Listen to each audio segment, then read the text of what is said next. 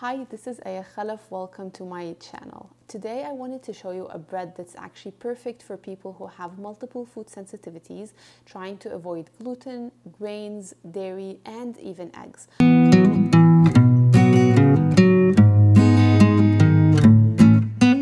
I'm super excited to share this recipe with you. I hope that it helps you out in your household, whether you're trying to lose weight, heal your gut, or you're just trying to avoid certain foods. This bread is basically a low-carb, high-fiber, gut-friendly bread. It is made from almond flour, flax seeds, psyllium husk, yeast, and baking soda. It doesn't have any fillers, additives, or binding agents that are not healthy. Instead of using xanthan gum and things like that, I use the flax seeds and the psyllium husk to kind of bind things together, and the outcome was a bread that holds itself, that toasts beautifully, and that I can actually pack in my girls' lunchboxes. I have a big story about this bread and how I came up with the recipe and what got me to do it in the first place, which I will tell you at the end of this video. Right now, let me show you how to make this bread. Start by adding 2 tablespoons of yeast and a half cup of warm water, and activate that with a tablespoon of raw honey.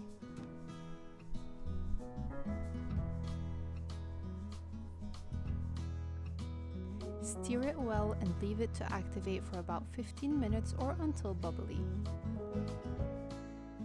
Make a flaxseed egg by adding 8 tablespoons of ground flax seed and 1 cup of water. Set them aside for about 5 minutes.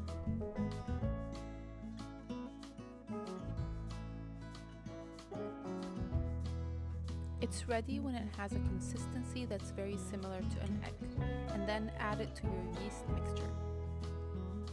I will add 2 tablespoons of psyllium husk, which is a natural and healthy alternative for xanthan gum. I'm going to start adding 3 cups of almond flour, 4 tablespoons of Cassava flour, Tapioca starch, or Arrowroot starch, 2 tablespoons of apple cider vinegar, a pinch of salt, 2 tablespoons of melted coconut oil or olive oil, 1 teaspoon of baking soda, add a quarter of a cup of almond milk, and blend everything together. If it seems too loose, then add 2 tablespoons of starch to help bind everything together. It should be a firm dough that's holding itself together and that you can shape easily. Now leave it to rise for about 2 hours.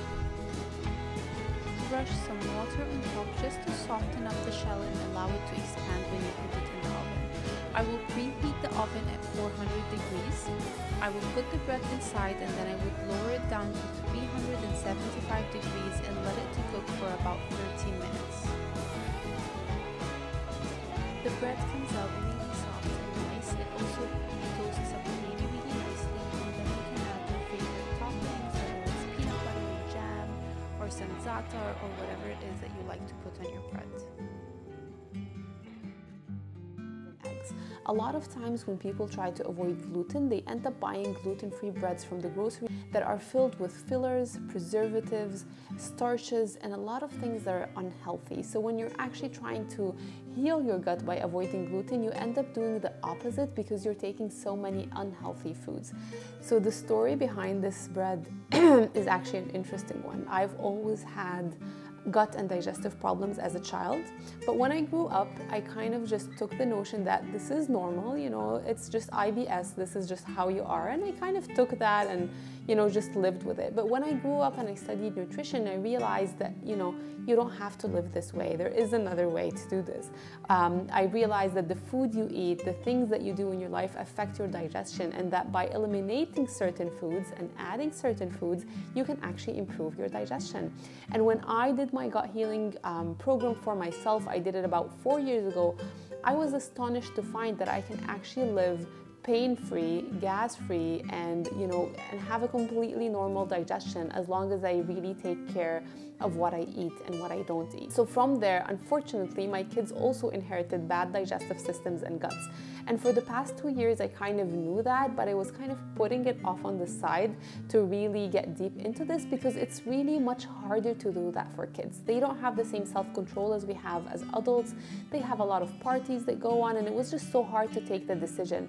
But this year, I just decided that I really need to do this. As a health coach, I know that your digestive system affects every other system in your body, and that if your digestive system is not working properly, you're setting yourself up for so many problems down the road. Mood problems, energy problems, immune problems, and I really didn't want that for my daughter. And so this month we decided to really take this into our own hands and fix her digestive system.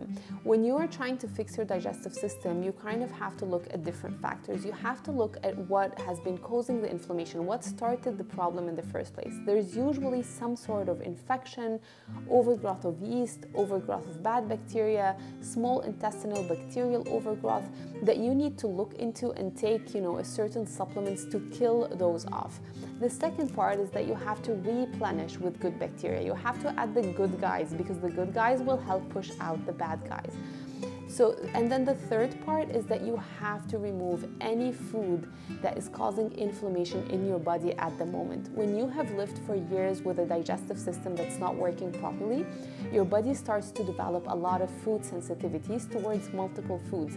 And the only way to really tame the inflammation down is to completely 100% avoid these foods for a certain amount of time, while at the same time killing off the bad guys and replenishing the good guys.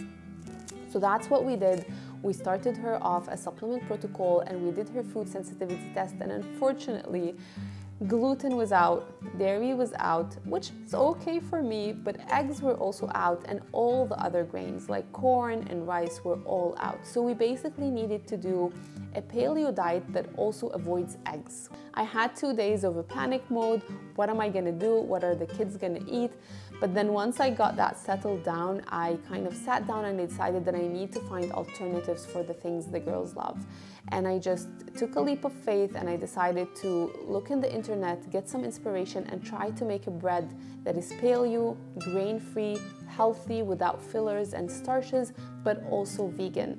And I tried this recipe and it worked out perfectly from the first time. It held itself so well, it wasn't crumbly, it looked so nice, it toasted so well, and it fit perfectly in their lunchbox. So I was super excited that I was able to make for them a bread that's egg-free, paleo, good for their gut, and it actually tasted amazing, that everybody in the family loved it, and we've been now eating it. They're not even asking for the regular bread anymore.